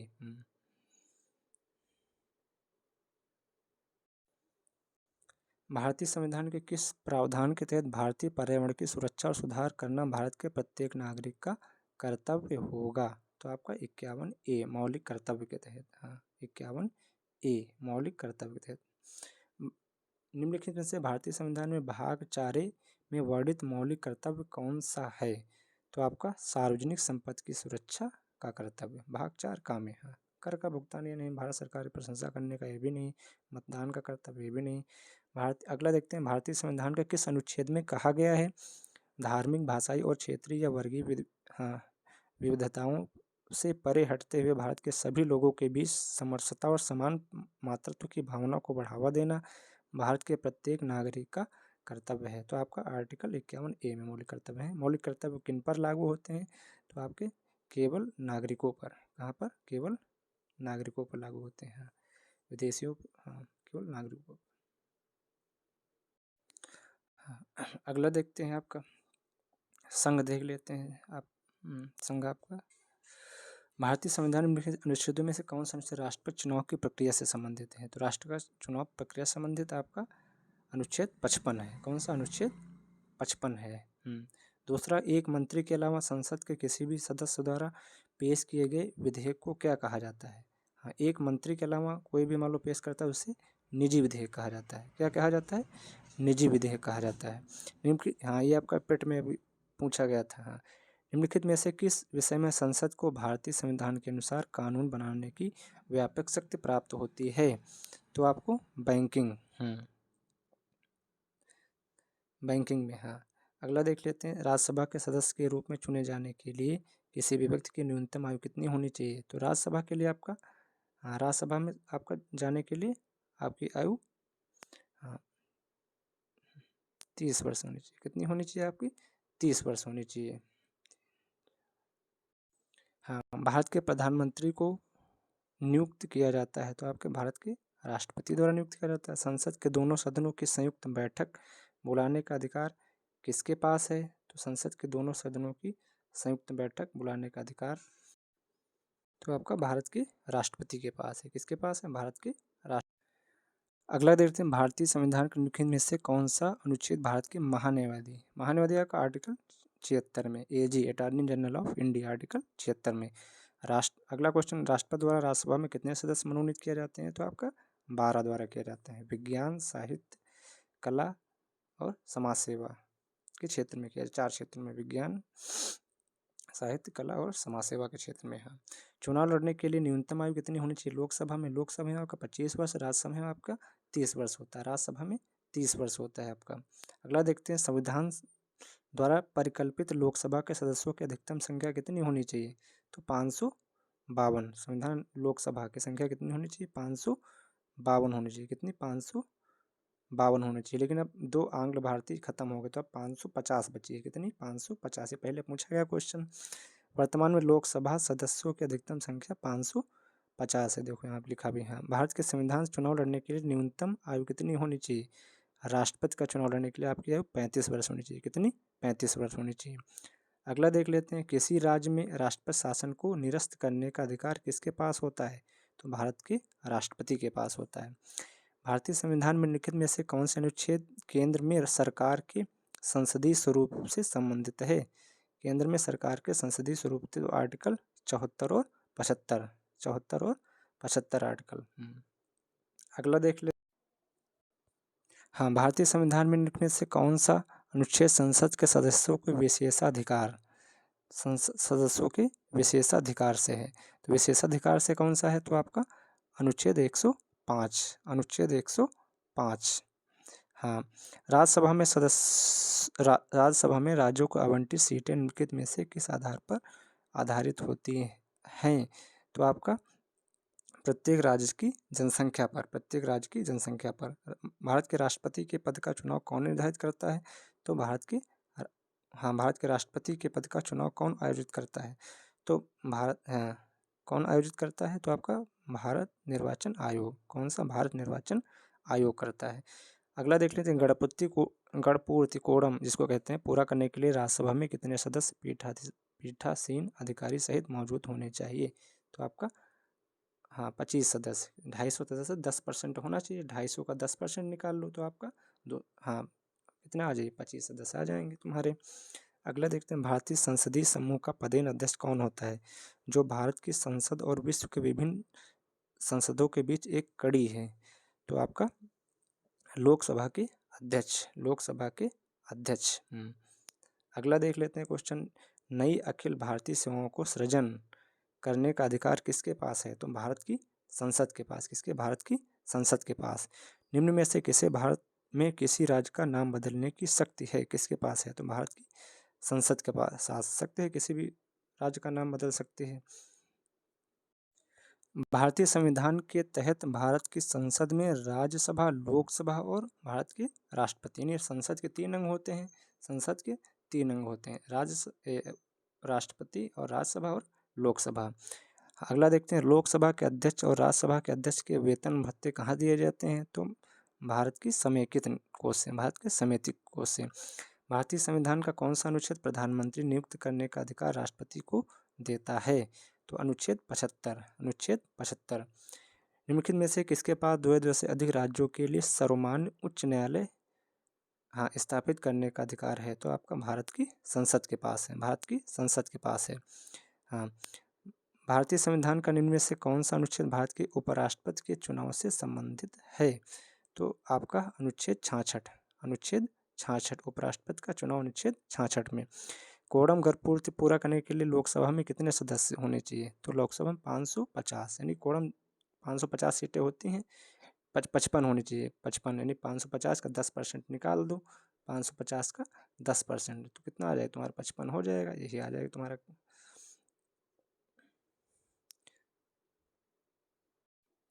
अगला लेते हैं, किस संवैधानिक पदाधिकारी को सार्वजनिक कोष पब्लिक पर्स संरक्षण कहा जाता है? तो पब्लिक पर्स संरक्षक कहा जाता है भारत के महान्यायाधीश, attorney general of India, article 76 में। क्या तुम्हारा आर्टिकल 148 में है आपका। निम्नलिखित में से किसे भारत की संसदीय प्रणाली में सरकार के वास्तविक कार्यकारी और प्रमुख के रूप में माना जाता है? कार्यकारी मतलब कि प्रधानमंत्री होता है, नाम मात्र का आपका भारत का राष्ट्रपति होता है। भारत की राज्यसभा में पदेन अध्यक्ष कौन होता है? तो भारत के उपराष्ट्रपति होते हैं। भारत के महान्यायवादी की नियुक्ति कौन करता है? भारत के महान्यायवादी की नियुक्ति कौन करता है? तो भारत के राष्ट्रपति करते हैं। कौन से? भारत के राष्ट्रपति करते हैं। एजी, नवनिर्वाचित लोकसभा की बैठक की अध्यक्षता करने के लिए स्पीकर प्रोटेम कुछ समय के लिए नियुक्त कौन करता है? तो आपका भारत के राष्ट्रपति। भारतीय संविधान के संदर्भ में भारत के महान्यायवादी की पदावधि क्या होती है? तो भारत के महान्यायवादी की पदावधि आपकी कोई निश्चित नहीं होती, क्योंकि इसको राष्ट्रपति नियुक्त करता है, इस वजह से इनकी कोई निश्चित नहीं होती है पदावधि। अगला देख लेते हैं, भारत के उपराष्ट्रपति का चुनाव करने वाले निर्वाचक मंडल में निम्नलिखित में से कौन शामिल होता है? तो संसद के दोनों सदनों के निर्वाचित तथा मनोनीत सदस्य दोनों, उपराष्ट्रपति वाले में दोनों सदस्य शामिल हो जाते हैं। उपराष्ट्रपति के चुनाव में निर्वाचक मंडल में लोकसभा के निर्वाचित सदस्य शामिल होते हैं, जबकि राज्यसभा के निर्वाचित और मनोनीत दोनों सदस्य शामिल होते हैं। उत्तर प्रदेश में लोकसभा में चुने गए कितने प्रतिनिधि आते हैं? तो उत्तर प्रदेश में आपके कितने? 80 हैं, सबसे ज़्यादा सीटें यूपी में ही है। भारत के संविधान में किस अनुच्छेद में राष्ट्रपति को उनके कार्यों के संचालन में प्रधानमंत्री की अध्यक्षता में मंत्रिमंडल द्वारा सहायता और सलाह देने का प्रावधान किया गया है? तो आर्टिकल 74 के तहत, आर्टिकल 74 के तहत जो आपका पीएम वगैरह सलाह। एक धन विधेयक के मामले में यदि कोई हो करने हेतु राज्यसभा के निर्धारित समय, नहीं राज्यसभा उसको धन विधेयक को 14 दिन के लिए रोक सकती है। भारत के उपराष्ट्रपति का चुनाव लड़ने के लिए न्यूनतम आयु कितनी होनी चाहिए? तो आपकी 35 वर्ष। राज्यपाल और उपराष्ट्रपति की उम्र 35 साल होनी चाहिए। निम्नलिखित में से कौन भारत में संसद के दोनों सदनों की संयुक्त बैठक की अध्यक्षता करता है? तो लोकसभा के अध्यक्ष करते हैं। भारतीय संविधान में कौन सा अनुच्छेद राष्ट्रपति के संसद के अवकाश के दौरान अध्यादेश जारी करने का अधिकार प्रदान करता है? तो आर्टिकल 123 के तहत। कौन भारत के उपाध्यक्ष के चुनाव उपाध्यक्ष, लोकसभा के उपाध्यक्ष के चुनाव की तारीख तय करता है? तो भारत के लोकसभा के अध्यक्ष करते हैं। कौन से? लोकसभा के। प्रधानमंत्री और उनकी मंत्रिपरिषद को गोपनीयता की शपथ कौन दिलाता है? तो आपका भारत के राष्ट्रपति दिलाते हैं। कौन? गोपनीयता की शपथ कौन? भारत के राष्ट्रपति दिलाते हैं। आर्टिकल 74 के तहत निम्नलिखित में से कौन लोकसभा के अध्यक्ष के चुनाव में भाग लेता है? तो आपका केवल लोकसभा के सदस्य। लोकसभा का चुनाव है तो लोकसभा के सदस्य भाग लेंगे केवल। भाषाई अल्पसंख्यकों के विशेष अधिकारी की नियुक्ति कौन करता है? तो आपका भारत के राष्ट्रपति करते हैं। उपराष्ट्रपति को हटाने का प्रस्ताव कहाँ पेश किया जाता है? उपराष्ट्रपति तुम्हारा आपका राज्यसभा में होता है, तो उपराष्ट्रपति आपका केवल राज्यसभा में हो जाएगा। कहाँ से? केवल राज्यसभा में हो जाएगा। नियंत्रक और महालेखा परीक्षक का वेतन किसके वेतन के बराबर होता है? तो उच्चतम न्यायालय के न्यायाधीश के बराबर होता है। उच्चतम न्यायालय के न्यायाधीश के बराबर इनका वेतन होता है। भारत का नियंत्रक एवं महालेखा परीक्षक पद ग्रहण के पूर्व शपथ लेता है या नहीं लेता है? तो आपका शपथ आपका लेता है। जब आपातकाल की उद्घोषणा चल रही हो तब निम्नलिखित में से किसे लोकसभा का कार्यकाल बढ़ाने का अधिकार है? यानी किसके पास लोकसभा तो लोकसभा का कार्यकाल बढ़ाने का अधिकार भारतीय संसद के पास है। संसद पास करते रहेंगे तो ऑटोमेटिक बढ़ता रहेगा। किसी विधेयक को धन विधेयक के रूप में कौन प्रमाणित करता है? तो लोकसभा अध्यक्ष प्रमाणित करते हैं। भारतीय संसद में पहली संयुक्त बैठक के रूप में आयोजित की गई थी। तो आपका 1955 में संयुक्त बैठक तो 1955 में आयोजित की गई थी। निम्न में से किसके वेतन और भत्तों का भुगतान भारत के संसद निधि से किया जाता है? तो आपका लोकसभा के उपाध्यक्ष का वेतन। राज्यसभा की अधिकतम अवधि तक धन विधेयक को रोक सकती है। कितने? 14 दिन तक। कितने? 14 दिन तक। 5वीं लोकसभा का कार्यकाल संसद के कानून द्वारा एक बार में 1 वर्ष के लिए कितनी बार बढ़ाया जा सकता है? तो अधिकतम 2 बार बढ़ाया जाएगा। कितनी बार? अधिकतम 2 बार बढ़ाया जा सकता है। निम्नलिखित में से किस मामले में राज्यसभा के पास लोकसभा के बराबर शक्ति और प्रतिष्ठा होती है? तो संवैधानिक संशोधन विधेयक को पेश और पारित करना। संवैधानिक संशोधन को विधेयक पेश और पारित करना, इसमें राज्यसभा की शक्ति लोकसभा के बराबर होती है। भारत के नियंत्रक एवं महालेखा परीक्षक के वेतन और भत्तों को निर्धारित करने का अधिकार किसका? तो भारत की संसद के पास होता है। आर्टिकल 76 में होता है नियंत्रक एवं महालेखा परीक्षक। भारतीय संसद के राज्यसभा सदस्य के कार्यकाल कितना होता है? तो आपका 6 वर्ष होता है। राज्य सूची के विषयों पर कानून बनाने का अधिकार देने वाले प्रस्ताव को राज्यसभा में पारित होने के लिए क्या अनिवार्य होता है? तो उपस्थित सदस्यों को 2/3 बहुमत का मतदान होना आवश्यक होता है। भारतीय संविधान का कौन सा अनुच्छेद धन विधेयक को परिभाषित करता है? धन विधेयक आर्टिकल 110 में है आपका।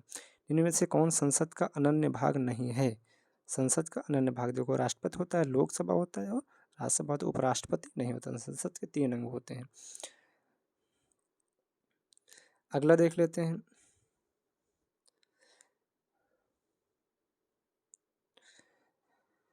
भारत की संघीय व्यवस्थापिका को किस नाम से जाना जाता है? तो आपको संसद के नाम से जाना है। संसद के नाम से। भारतीय संविधान में किस अनुच्छेद में कहा गया है कि संघ के लिए एक संसद होगी जो राष्ट्रपति और 2 सदनों से मिलकर बनेगी? तो आपका आर्टिकल 79। आर्टिकल 79 सरला याद कर लो। सरला यानी कि 79वीं संसद है और 80 में राज्यसभा हो गया, राज्यसभा हो गया, और 81 में हुई आपका लोकसभा होगी। सरला, ये याद कर लो अच्छे से। संसद के कितने सत्र होते हैं? तो संसद के कितने सत्र होते हैं? तो आपके उपयुक्त सभी। बजट सत्र हो गया, मानसून सत्र हो गया और शीतकालीन सत्र हो गया। उपयुक्त सभी होते हैं। सांसदों के वेतन का निर्माण कौन करता है? तो आपका संसद। सांसदों के वेतन का निर्माण कौन करता है? तो आपका संसद करता है।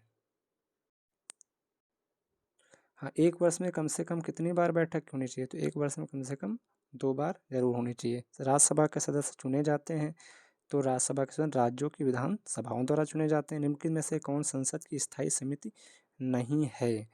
तो आपका लोक लेखा समिति है, पराकलन समिति है, सार्वजनिक उपक्रम समिति है।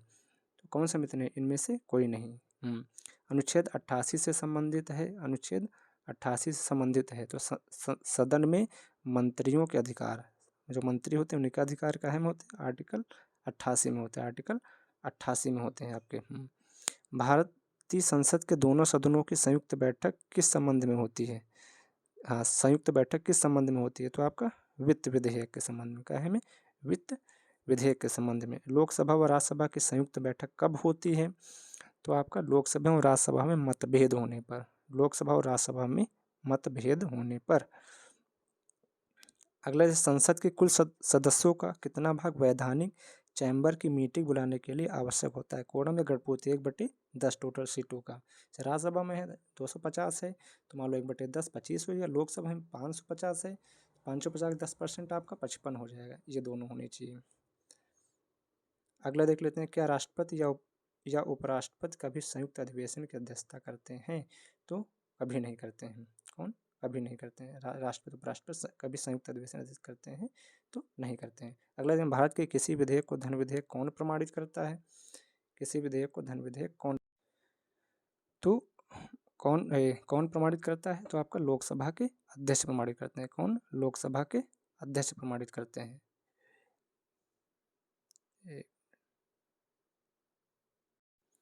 कौन? लोकसभा के अध्यक्ष प्रमाणित करते हैं। धन विधेयक है। किसी राज्य का लोकसभा एवं राज्यसभा में प्रतिनिधित्व सबसे अधिक है? तो सबसे ज़्यादा उत्तर प्रदेश का है। कहाँ सबसे ज़्यादा? यूपी में कितनी सीटें हैं आपकी? राज्यसभा में 80 सीटें। इनमें से कौन जनता द्वारा प्रत्यक्ष रूप से निर्वाचित सदन है? तो आपका लोकसभा। लोकसभा ज़्यादातर होते हैं ये वाले, मान लो कि जो सीधा जनता पार्टिसिपेट नहीं करते हैं। लोकसभा के प्रथम आम चुनाव कब हुए थे? तो 1952 में हुए थे। कब हुए थे? 1952 में। उत्तर प्रदेश के बाद सबसे अधिक संसदीय क्षेत्र किस राज्य में है? तो आपका महाराष्ट्र में। कितने? महाराष्ट्र में। संघ शासित क्षेत्र दिल्ली कितने प्रतिनिधि निर्वाचित कर लोकसभा में आते हैं? तो दिल्ली से कितने आते हैं? 7 आते हैं। कितने? 7। लोकसभा सामान्य अवधि बढ़ाई जा सकती है? तो आपका संसद द्वारा पारित अधिनियम से। संसद द्वारा पारित अधिनियम से। लोकसभा में सर्वाधिक प्रतिनिधित्व के आधार पर राज्यों का सही क्रम, तो सबसे ज़्यादा उत्तर प्रदेश, फिर एमपी, फिर पश्चिम बंगाल। उत्तर प्रदेश, महाराष्ट्र और पश्चिम बंगाल। उत्तर प्रदेश में राज्यसभा के कितने सदस्य चुने जाते हैं? हाँ, उत्तर प्रदेश में राज्यसभा के कितने? हाँ, तो राज्यसभा के कितने सदस्य चुने जाते हो आपके? 31। राज्यसभा में 31 है, लोकसभा में आपकी 80 सीटें हैं लोकसभा में। हाँ, ऊपर यहाँ बता दिए थे राज्यसभा के, तो वहाँ पे 80 होते हैं तुम्हारे लोकसभा में, और यहाँ से होते हैं 31 होते हैं। राज्यसभा के 1/3 सदस्य प्रत्येक कितने वर्ष के पश्चात सेवा निवृत्त होते रहते हैं? तो 1/, यानी कि 2 वर्ष के पश्चात 1/3 सदस्य निर्वाचित होते रहते हैं, उनका चुनाव होता रहता है। स्वतंत्र भारत में राज्यसभा के प्रथम सभापति कौन थे? स्वतंत्र भारत में राज्यसभा के प्रथम सभापति कौन थे? तो डॉक्टर एस राधाकृष्णन। कौन सा? Doctor S Radhakrishnan.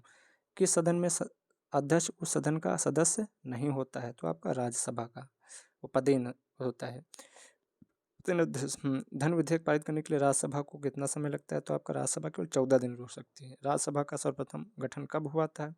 तो आपका 13 अप्रैल 1952 को हुआ था राज्यसभा का गठन।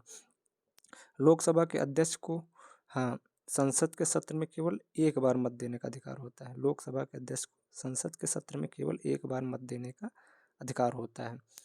अगला देख लेते हैं, लोकसभा अध्यक्ष का चुनाव कौन करता है? तो आपका लोकसभा के सदस्य। लोकसभा अध्यक्ष अपना त्यागपत्र किसे सौंपता है? तो लोकसभा के उपाध्यक्ष को। निम्नलिखित में से कौन संघ की कार्यपालिका का अंग है? कौन संघ की कार्यपालिका का अंग है?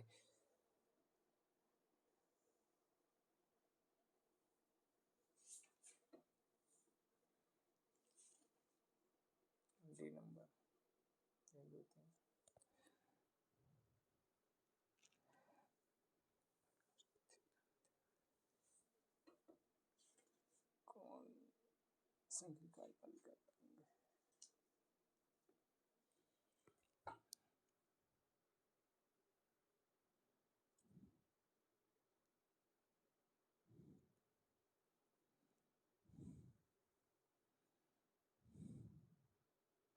तो कौन है? कौन है इसमें? तो आपका भारत का राष्ट्रपति है और प्रधानमंत्री और भारत का महान्यायवादी। अध्यादेश जारी करने का अधिकार राष्ट्रपति का कौन सा अधिकार है? तो आपका विधायी अधिकार है। कौन सा? विधायी। भारत के कार्यपालिका का अध्यक्ष कौन होता है? तो राष्ट्रपति होता है। कौन सा? राष्ट्रपति। भारत के सभी रक्षा बलों का सर्वोच्च कमांडर तो आपका भारत का राष्ट्रपति होता है। राष्ट्रपति पद के उम्मीदवारों को चुनाव प्रचार करने हेतु कितना समय होता है? तो आपका 2 सप्ताह का होता है। कार्यकाल पूर्ण होने से पूर्व भारत के राष्ट्रपति को उसके पद से कौन हटा सकता है? तो संसद महाभियोग द्वारा, आर्टिकल 61 द्वारा। भारत का राष्ट्र महाभियोग का आरोप संसद के किस सदन द्वारा लगाया जाता है? तो आपका संसद के किसी भी सदन द्वारा लगाया जा सकता है। भारत के राष्ट्रपति किस स्थिति में अध्यादेश राष्ट्रपति किस स्थिति में अध्यादेश राष्ट्रपति किस स्थिति में अध्यादेश जारी कर सकता है?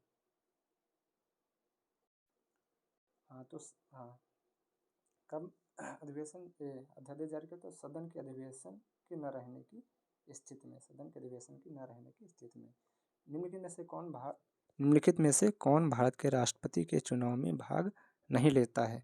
तो विधान परिषद में भाग लेता है। राज्यसभा, विधानसभा और लोकसभा के निर्वाचित सदस्य भाग लेते हैं। उपराष्ट्रपति के संबंध में से कौन सा कथन सही है? तो वह भारत का राज्यसभा का पदेन अध्यक्ष होता है। राज्यसभा का पदेन अध्यक्ष होता है। अगला देख लेते हैं। राज्यसभा के बैठकों की अध्यक्षता कौन करता है? तो उपराष्ट्रपति करता है। कौन? उपराष्ट्रपति। उपराष्ट्रपति अपने मत का प्रयोग कब करता है? तो मतों के बराबर की स्थिति में। मंत्रिमंडल की बैठक की अध्यक्षता कौन करता है? मंत्रिमंडल की बैठक की अध्यक्षता कौन करता है? तो प्रधानमंत्री करता है। कौन? प्रधानमंत्री करता है। किस दल ने 2 वर्ष के समय में 2 प्रधानमंत्री दिए हैं? तो आपका जनता दल ने। कितने? जनता दल ने। संसदीय तंत्र में निम्नलिखित में से वास्तविक कार्यपालिका कौन होता है? तो आपका मंत्रिपरिषद। वास्तविक कार्यपालिका कौन होता है? तो आपका मंत्रिपरिषद होती है। निम्नलिखित में से कौन लोकसभा की कार्यवाहियों में भाग तो ले सकता है किंतु मतदान नहीं कर सकता है?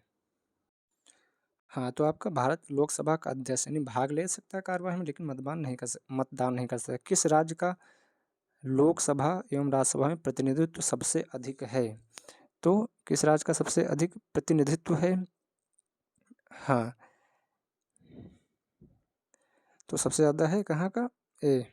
उत्तर प्रदेश का। कहाँ का? उत्तर प्रदेश का। निम्नलिखित में से कौन जनता द्वारा प्रत्यक्ष रूप से निर्वाचित सदन है? तो जनता द्वारा आपका लोकसभा होगा। लोकसभा के प्रथम आम चुनाव कब हुए थे? तो आपका 1952 में हुए थे।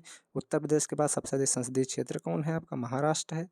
उत्तर प्रदेश, फिर महाराष्ट्र, फिर पश्चिम बंगाल। संघ शासित क्षेत्र में दिल्ली कितने प्रतिशत? दिल्ली में आपके 7 हैं। लोकसभा की सामान्य अवधि बढ़ाई जा सकती है।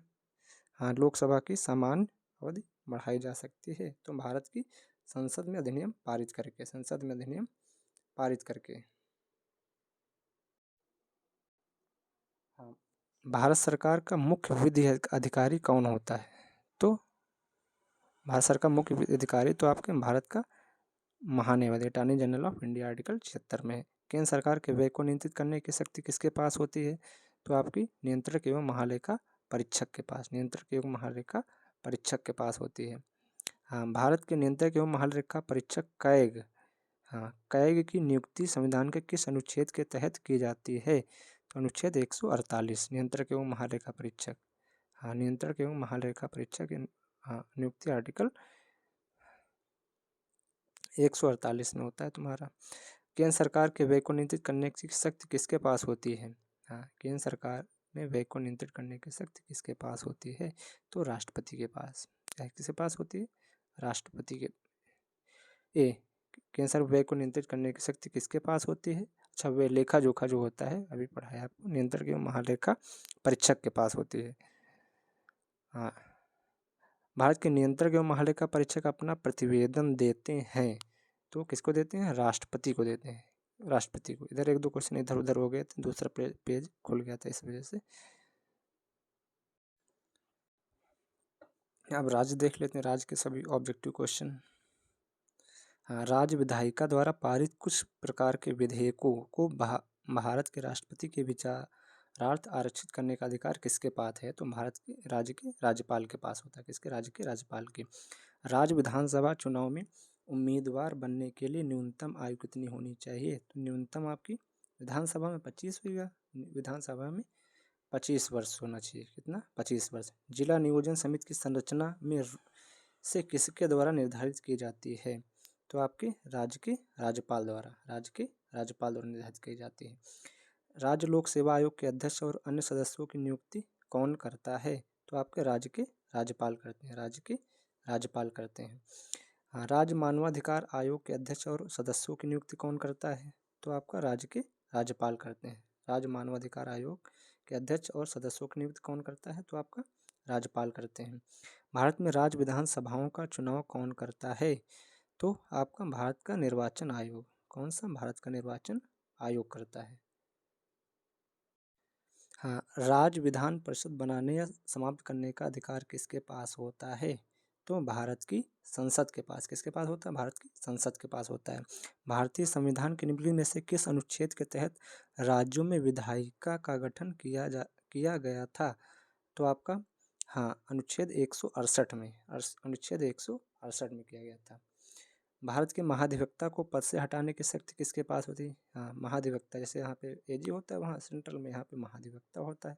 तो महाधिवक्ता को हटाने की शक्ति किसके? राज्य के राज्यपाल के पास होती है। राज्य वित्त आयोग का गठन कौन करता है? जो किसी राज्य में पंचायतों की वित्तीय स्थिति की समीक्षा करता है। तो आपका कौन? राज्य के राज्यपाल करते हैं। कौन? राज्य के राज्यपाल। भारतीय संविधान के अनुसार भारत में किस राज्य की विधानसभा में अधिकतम सदस्यों की संख्या क्या है? हाँ, यानी कि अच्छा, सबसे ज़्यादा सदस्यों की संख्या किस विधानसभा में है? तो आपका ये 500 सीटें हैं। कितनी? 500 सीटें। किसी अधिकतम सीटें आपकी 500 हो सकती हैं। हाँ, किसी राज्य के राज्यपाल किसके प्रसाद पर्यंत अपने पद पर बने होते हैं? तो भारत के राष्ट्रपति के प्रसाद पर्यंत बने होते हैं। उत्तर प्रदेश में सदस्यों को राज्यपाल के लिए चुना, उत्तर प्रदेश में राज्यपाल के लिए चुना जाता है, यानी राज्यसभा के लिए चुना जाता है। यानी राज्यसभा में उत्तर प्रदेश में कुल कितने सीटें हैं? तो आपकी 31 सीटें हैं। कितनी? 31 सीटें हैं। राज्य प्रशासनिक न्यायाधिकरण के अध्यक्ष और सदस्यों को किसके साथ परामर्श के बाद राष्ट्रपति द्वारा नियुक्त किया जाता है? तो आपका संबंधित राज्य का राज्यपाल के द्वारा। राज्य प्रशासनिक न्यायाधिकरण के अध्यक्ष और सदस्यों की तो आपके भारत के संबंधित राज्य के राज्यपाल द्वारा परामर्श करके राष्ट्रपति नियुक्त करता है राज्य प्रशासन न्यायाधिकरण के अध्यक्ष और सदस्यों की नियुक्ति। हम भारतीय संविधान कौन सा अनुच्छेद किसी राज्य में एक विधान परिषद के सृजन या समापन से संबंधित है? तो आपका आर्टिकल 169। हाँ, विधान परिषद आर्टिकल 169 के तहत। हाँ, राज्य के राज्यपालों के पारिश्रमिक और सेवा शर्तों के बारे में कानून बनाने का अधिकार किसके पास है? तो केवल भारतीय संसद के। हाँ, राज्य के राज्यपालों के पारिश्रमिक और सेवा शर्तों के बारे में कानून कौन बनाता है? तो आपका केवल भारतीय संसद बना सकती है, न कि राज्य की संसद, राज्य विधान मंडल। इनमें से किस राज्य विधायिका के दोनों सदनों की कार्यवाही में बोले और भाग लेने का अधिकार प्राप्त है? तो आपका राज्य के महाधिवक्ता दोनों जगह भाग लेते हैं, लेकिन वोटिंग नहीं कर सकते हैं। राज्य उच्च न्यायालय के न्यायाधीशों को किसके द्वारा नियुक्त किया जाता है? तो आपके भारत के राष्ट्रपति द्वारा नियुक्त किया जाता है। किसको? भारत के राष्ट्रपति, ना कि राज्यपाल द्वारा। हाँ, भारत के राष्ट्रपति द्वारा नियुक्त किया जाता है। हाँ, भारतीय संविधान में किस अनुच्छेद में राज्यों के लिए महाधिवक्ता के पद का प्रावधान किया गया है? तो आपका हाँ, तो आपका आर्टिकल 165 में। इसमें आर्टिकल 165 में है। हाँ, जैसे वहाँ पे आर्टिकल 76 में था अटॉर्नी जनरल ऑफ इंडिया, एजी। हाँ, तो इसमें जैसे इसमें है, किसमें? आर्टिकल 165 में। आर्टिकल 165 में तुम्हारा राज्यपाल द्वारा राज्यपाल तथा मंत्रिपरिषद के बीच की कड़ी होती है। राज्यपाल और मंत्रिपरिषद के बीच की कड़ी कौन होता है? तो आपका मुख्यमंत्री होता है। कौन होता है? मुख्यमंत्री होता है।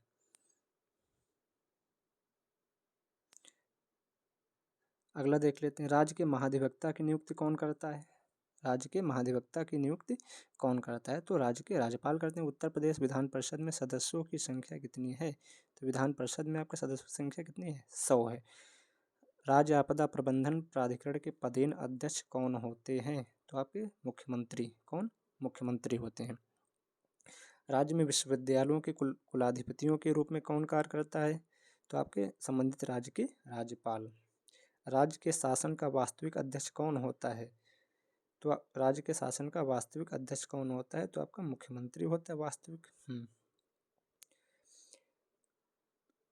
हाँ, भारतीय संविधान का निम्नलिखित में से कौन सा अनुच्छेद राज्य विधायिका के वार्षिक वित्तीय विवरण से संबंधित है? तो आपका अनुच्छेद 202 वार्षिक वित्तीय, जैसे उसमें आर्टिकल 197 हाँ, राज्य निर्वाचन आयुक्त को द्वारा नियुक्त किया जाता है। राज्य निर्वाचन आयुक्त को नियुक्त किया जाता है तो आपका राज्य के राज्यपाल द्वारा। राज्य सरकार का कार्यकारी अध्यक्ष कौन होता है? कार्यकारी अध्यक्ष कौन होता है आपका? तो राज्यपाल होता है। कौन सा? राज्यपाल होता है। निम्नलिखित में से किसको महाभियोग के बिना हटाया जा सकता है? तो आपका किसी राज्य के राज्यपाल तो राज्यपाल जो होता है वो हाँ राष्ट्रपति के प्रसाद पर्यंत होता है। हाँ, राज्य सरकार का संवैधानिक प्रमुख कौन होता है? तो संवैधानिक आपका राज्यपाल होता है। कौन सा? संवैधानिक प्रमुख तो आपका राज्यपाल होता है। उपराज्यपाल की नियुक्ति कौन करता है? उपराज्यपाल की नियुक्ति कौन करता है? तो आपका भारत का उपराज्यपाल की नियुक्ति कौन करता है? राष्ट्रपति करता है। ठीक, राज्यपाल निम्नलिखित में से किसकी नियुक्ति नहीं करता? तो आपका हाँ राज्य के उच्च न्यायालय के सदस्यों की नियुक्ति करता है। मुख्यमंत्री एवं मंत्रिपरिषद की नियुक्ति करता है। राज्य के महाधिवक्ता की नियुक्ति करता है। आर्टिकल 165 राज्य लोक सेवा आयोग के सदस्यों की नियुक्ति करता है। हाँ, राज्य द्वारा जारी किए गए अध्यादेशों पर कौन सी कार्यवाही आवश्यक होती है? तो आपका राज्य विधानमंडल की स्वीकृति आवश्यक है। भारतीय संविधान के किस अनुच्छेद में प्रावधान है कि राज्य के मुख्यमंत्री की नियुक्ति राज्यपाल करेगा? तो आपका आर्टिकल 164 में आर्टिकल 164 के तहत जो राज्यपाल होता है मुख्यमंत्री की नियुक्ति करता है। किसको समाप्त किया जा सकता है पर भंग नहीं? इसको तो विधान परिषद को समाप्त किया जा सकता है पर भंग नहीं किया जा सकता है। हाँ, विधानसभा अध्यक्ष अपना त्यागपत्र किसको देता है? तो आपको विधानसभा उपाध्यक्ष को देता है। राज्य में धन विधेयक मनी बिल प्रस्तुत किया जा सकता है। तो मनी बिल जैसे वहाँ पे उसमें हाँ मनी बिल प्रस्तुत किया जा सकता है। तो आपको केवल विधानसभा राज्य विधान परिषद के कितने सदस्य विधानसभा द्वारा चुने जाते हैं? तो 1/3 सदस्य हाँ विधानसभा द्वारा चुने जाते हैं। तो आपका 1/3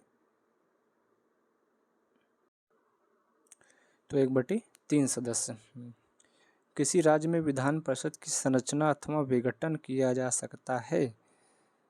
हाँ तो आपका संसद द्वारा राज्यपाल की अनुशंसा पर किसी राज्य में विधान परिषद की संरचना अथवा विघटन किया जा सकता है।